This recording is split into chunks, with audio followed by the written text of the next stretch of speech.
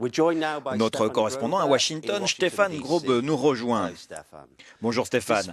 Malgré les divisions, la campagne pour la Maison-Blanche est lancée, ce qui veut dire obtenir des votes. Comment va-t-il élargir sa base au-delà de la classe ouvrière blanche et en colère ? Le fait est qu'il n'est pas en train d'élargir sa base, mais de la rétrécir. Si vous regardez la convention, il a jeté beaucoup d'os à la base du Parti républicain. Ce qu'il a fait, c'est donc d'excentrer sa base à droite encore, ce qui ne va pas vraiment l'aider. De plus, selon les sondages, le ralliement des républicains de droite ne se font qu'à hauteur de 70 ou 75%, alors qu'il devrait être au-delà, de 90%.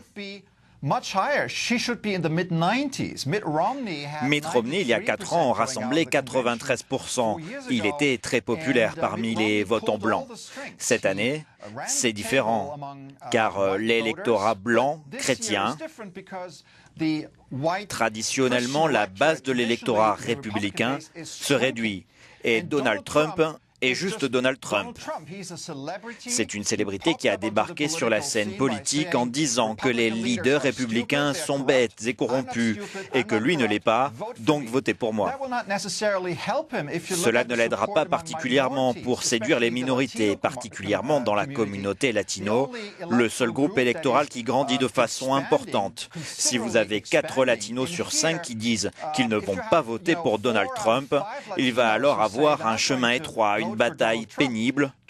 Je ne le vois pas réussir, surtout s'il continue ses remarques infamantes qui lui aliènent pas seulement le vote des latinos, mais aussi des Afro-Américains, des femmes, de la communauté LGBT, des musulmans, et je pourrais continuer très longtemps cette liste.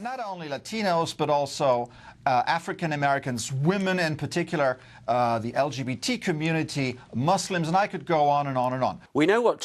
Nous savons ce que Trump pense de Clinton. Il y a eu des attaques malhonnêtes envers elle. Mais la pure haine des républicains pour l'ancienne première dame frappe par sa férocité. Quelle est la raison de cela ? Les républicains détestent Clinton, Bill et Hillary Clinton car ils n'ont jamais réussi à le battre. Bill Clinton a survécu à de nombreux scandales. Certains étaient sérieux, d'autres inventés. Les républicains n'ont jamais réussi à maîtriser Bill Clinton. Depuis le premier jour, ils pensent que Clinton leur a volé la présidence, qu'il leur revenait de droit. Trump et d'autres candidats républicains ont basé leur campagne sur cette haine anti-Clinton, mais je pense qu'ils auront eu tort.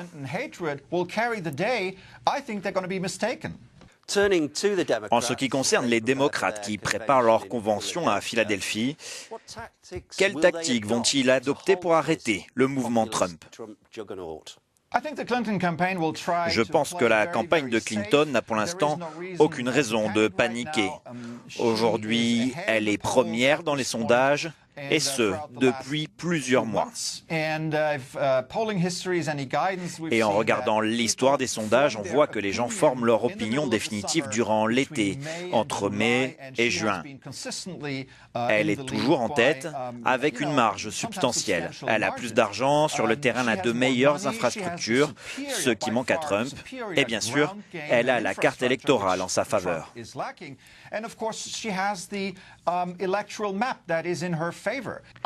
Donc si Clinton ne fait pas d'erreur majeure, une très très grosse erreur, je pense qu'elle l'emportera largement.